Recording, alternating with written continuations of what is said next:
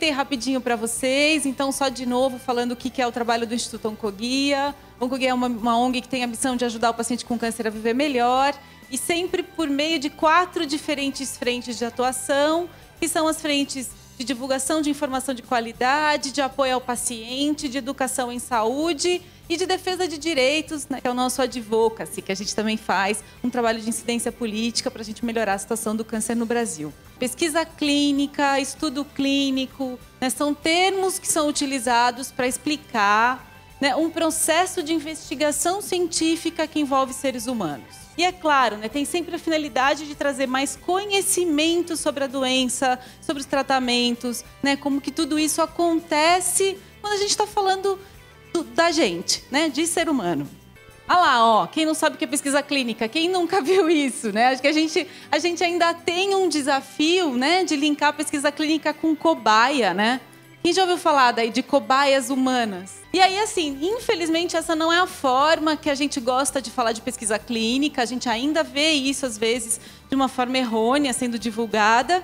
A gente gosta disso, né? Então, por exemplo, um depoimento como o do Davi, que recentemente ele deu essa entrevista, falando, né, o quanto na vida dele ter sido uma cobaia foi uma bênção. Mas daqui a pouco a gente volta na história do Davi. Mas olha só, né, as fases da pesquisa clínica, gente, é desde lá do começo, do trabalho de um pesquisador, de um investigador, do Dr. Riso, né, que acabou de ir embora, que lá no laboratório dele, ele acha uma molécula. E aí tudo isso acontece, né? Tem lá estudos na fase pré-clínica que são testados em animais. Depois vai para uma fase 1, que a gente começa a envolver voluntário sadio e alguns pacientes estáveis, né?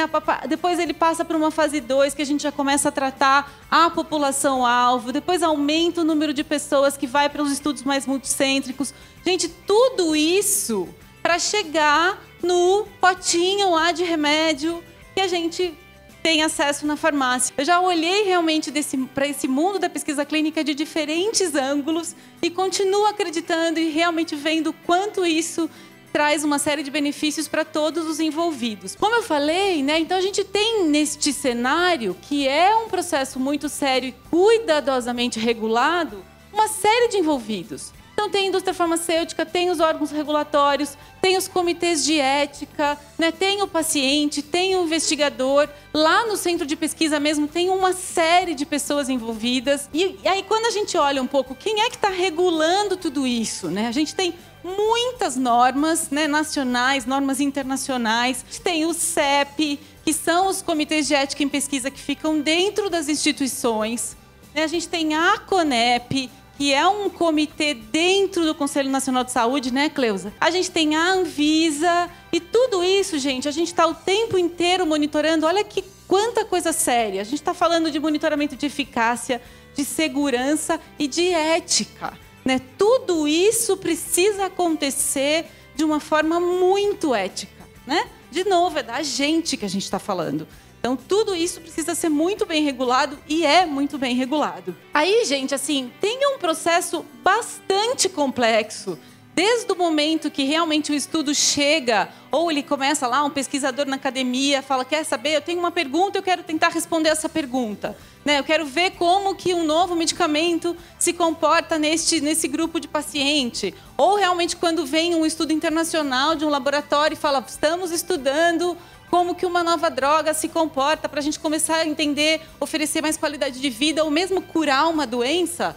Gente, tem um monte de etapa, né? Então, desde o estudo que o investigador principal é convidado, que é o médico, né, da maioria dos casos de vocês. Aí o investigador tem que montar um monte de dossiê, tem um monte de papel realmente, para que tudo seja bastante monitorado e cuidadosamente regulado. Isso vai para o CEP, depois vai para a CONEP, paralelamente vai para a Anvisa, né? Então, assim, tem um processo e tem que acontecer todo esse processo. O que a gente está muito preocupado, e aí eu vou discutir um pouquinho com vocês mais para frente, é que esse processo aqui no Brasil está demorando muito.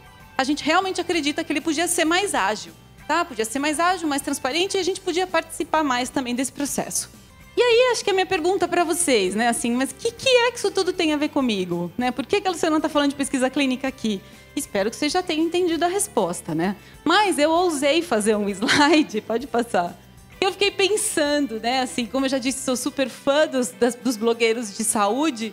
E eu sempre acredito, né? E eu vejo, na verdade, pelo menos daqueles com quem eu estou bastante próximos, e eu vejo que existe um compromisso, né? Realmente um comprometimento com estar informado, né? Estar capacitado. Acho que é por isso que vocês estão aqui. Né? Acho que um compromisso de disponibilizar informação de qualidade, saber buscar o que é uma fonte realmente de informação. Eu cheguei, gente, eu fiquei esses últimos 2 dias participando de um evento que chamou Social Good Brasil. E teve discussões amplas, realmente, de o que está acontecendo, né, no cenário mundial, das pessoas realmente que querem trabalhar, não simplesmente por trabalhar, mas que querem que suas vidas façam a diferença no mundo. Né? Por que a gente realmente existe, por que a gente trabalha, e não simplesmente trabalhar por trabalhar, mas trabalhar porque quer uma transformação no cenário, né, do mundo como um todo. E se tinha um assunto que estava muito em pauta lá, foi a questão do novo jornalismo. Né? Então, realmente, quem é esse novo fornecedor de conteúdo? Né? Em quem que a gente confia? Quem é essa pessoa? E eu acho que vocês estão inseridíssimos nisso. Né? O blogueiro hoje está super inserido nisso. Então, além de acolher, né, de auxiliar quem está precisando de ajuda, e também estar engajado na luta por melhores condições de saúde / doença. Né? Então, eu acho que talvez, depois vocês dizem para mim se vocês concordam com isso ou não, tá? E aí eu vou contar para vocês, indo então para a prática, como que o Oncoguia faz. Né? Dentro desse cenário todo de pesquisa clínica, o que a gente faz no dia a dia? Bom, olhando um pouco então para o cenário da pesquisa clínica e o câncer, que é o nosso dia a dia, onde a gente está inserido, a gente olha então, sim, né, para a pesquisa clínica como avanço científico, né? Para isso, dessa forma que a gente olha para a pesquisa clínica, a gente olha também pela possibilidade da gente ter cada vez melhores pesquisadores, né? As pessoas estão lá se atualizando, conhecendo, se capacitando. A gente olha pela possibilidade também dos pacientes poderem participar em estudos internacionais, pela questão, sim, da ampliação de acesso a tratamento. A gente sabe hoje que a questão do acesso está complicada, né? Realmente, principalmente com relação a novos tratamentos. Às vezes, gente, assim, é uma opção de acesso a um tratamento inovador, muitas vezes não disponíveis, que ainda não está disponível no SUS. E a gente realmente acredita que também é uma possibilidade da gente melhorar a infraestrutura do SUS, tanto para diagnosticar quanto para tratar. Então, né, dentro desse cenário que a gente olha. E aí, né, infelizmente, a gente tem um cenário de pesquisa clínica com problemas. Acho que vale a gente estar a par dessas informações. A gente tem hoje, então, um tempo regulatório, que é aquele processo que eu falei para vocês, complexo e tão detalhadinho, né, de tudo que precisa acontecer, demorando muito, né? Tem alguns casos aí que demora até mais de 1 ano. A gente vê até um baixo investimento até em pesquisa clínica. A gente tem perdido alguns estudos importantes que não estão sendo feitos no Brasil por causa disso.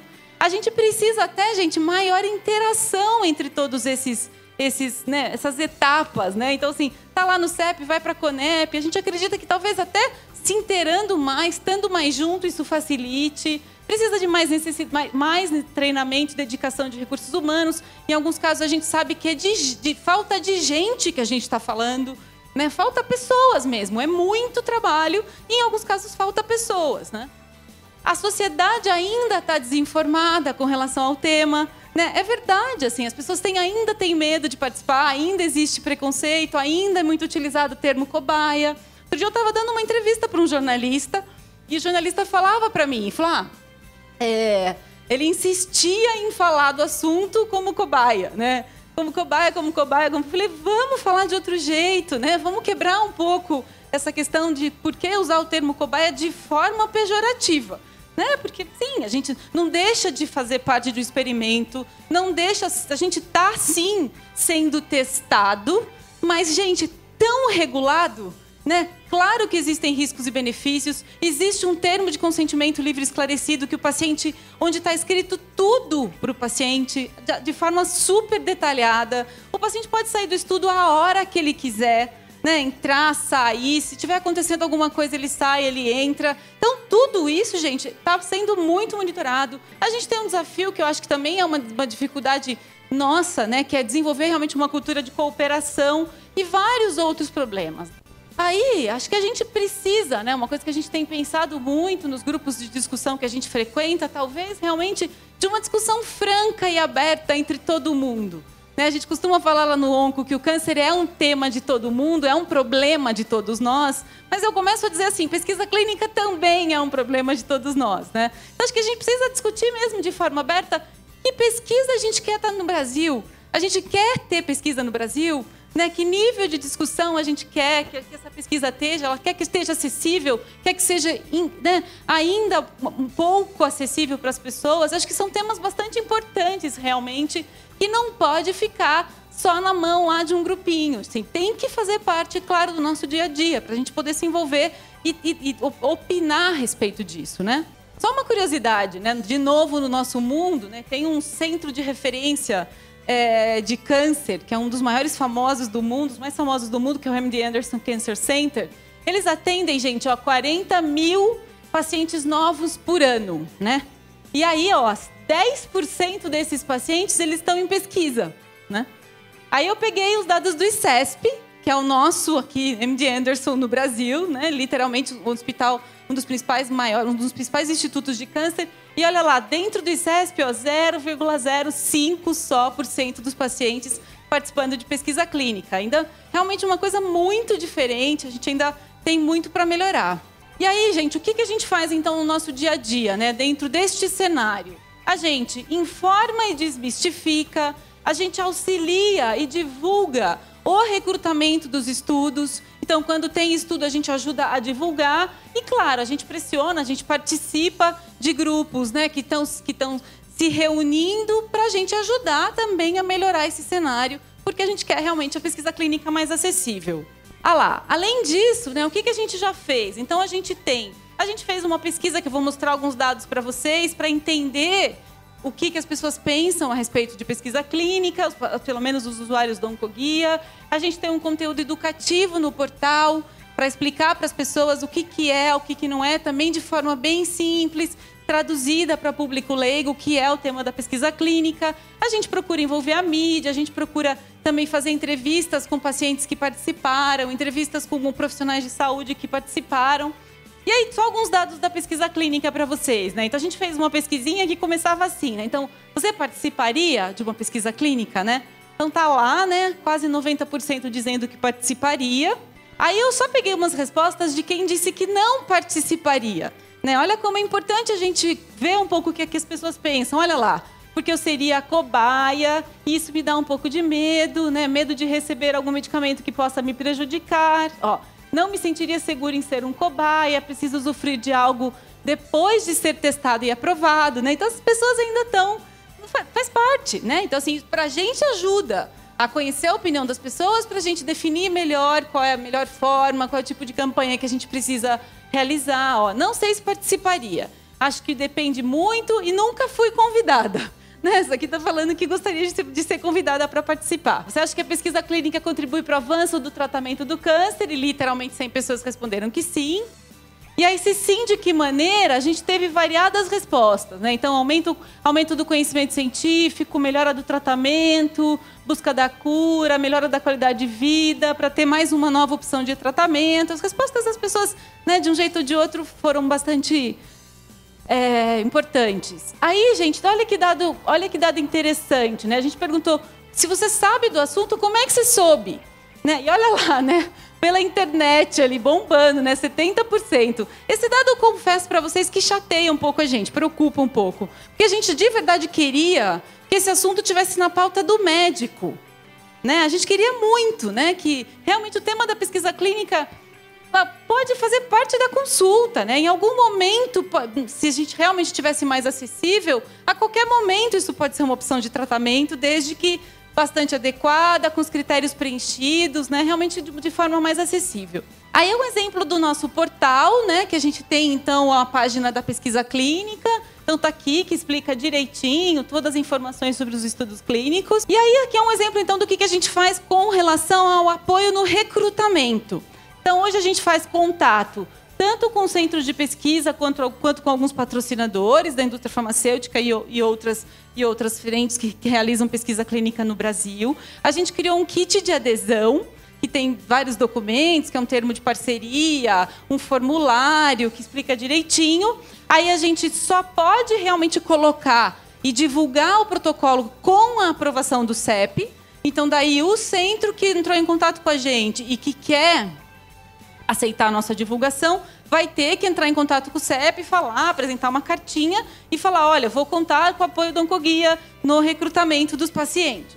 E a gente tem também com isso a gente coloca numa página especial no portal que a gente criou, a gente faz então a divulgação no portal e a gente também está fazendo divulgação em mídia social. Está aqui a página, né, então, no portal, que a gente coloca ali os estudos que estão recrutando, que já finalizou, para o paciente poder se achar, o centro que decide quais são os próprios centros quais são os centros que eles querem divulgar ou não.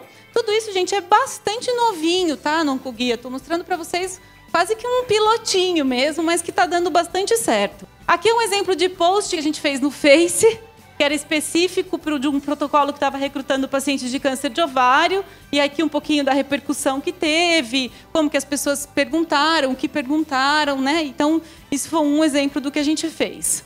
E aí, dentro dessa dificuldade, do nosso objetivo de ajudar a melhorar esse cenário regulatório, a gente está inserido num grupo que tem um ano que foi lançado, que é a Aliança Pesquisa Clínica Brasil. Então, como eu sou membro, eu também estou aqui fazendo um convite, é um grupo aberto, que envolve todos os interessados. Então, quem tiver interesse em aderir, entra lá no site da Aliança, faz o cadastrinho e pode fazer parte para ajudar realmente a gente contribuir para uma pesquisa clínica melhor no Brasil. Como é que a gente faz? Então, a gente também discute, né, tenta levar para a mídia, participa de consultas públicas, tem que estar de olho, né? Assim, tem várias coisas acontecendo. Ano passado a gente participou de uma audiência pública em Brasília, que a senadora Ana Amélia convocou, tem muita coisa importante. Dessa audiência, o governo criou um GT, do GT teve uma consulta pública da Anvisa, vai ter coisa nova da CONEP, tá todo mundo se mexendo, né? Então a gente tem que ficar de olho para participar. Além de... Porque, assim, gente, eu acho que é um assunto tão sério, né? Que o que nos preocupa? A gente não pode estar falando, né, só de questões burocráticas que envolvam papel, que envolvem falta de pessoa, de tempo. É muito mais que isso. Porque, na verdade, a gente está falando de uma possibilidade que proporciona, sim, mais qualidade de vida, né? Que prolonga vidas e que literalmente salva vidas. Né? Disso que a gente está falando. E aí, ó, lá na turminha da pesquisa... A gente perguntou para eles, né, por que eles participariam, né? Eu falei, por que não? E esses aqui são as respostas de quem disse que sim. E olha só, né, eu participaria porque eu estou tentando me curar definitivamente, ajudar os outros na mesma situação que a minha. Eu participaria porque eu desejo que todos os pacientes de câncer se curem, assim como eu me curei. Eu participaria para ajudar outras pessoas, por amor incondicional a qualquer ser, para evitar que alguém passe pelo mesmo que eu, né, quando eu tive câncer. Eu participaria para ajudar outras pessoas e as minhas filhas, que não gostaria de ver elas passarem por tudo que tive que passar. Então, a gente vê muita coisa aqui, né? A gente vê desde um olhar, uma esperança realmente por avanço científico, né? Por realmente poder contribuir com a ciência, por contribuir, né, para que a gente consiga descobrir a cura ou realmente um prolongamento da vida, para que as pessoas vivam mais, apesar do câncer, que acho que hoje é sim uma realidade. Está aqui, né? Acho que a gente sabe que o câncer não espera. E aqui, lá, quando eu falei para vocês do Davi, né? Olha, isso é uma aspas que eu gosto muito, né? Então, ele falou que participar daquela pesquisa foi muito bom para mim. Agora, pretendo participar de outra. E aí, quem sabe, tenho mais sorte. Quem sabe, me torno uma feliz cobaia desses paladinos da ciência. É isso, gente. Muito obrigada.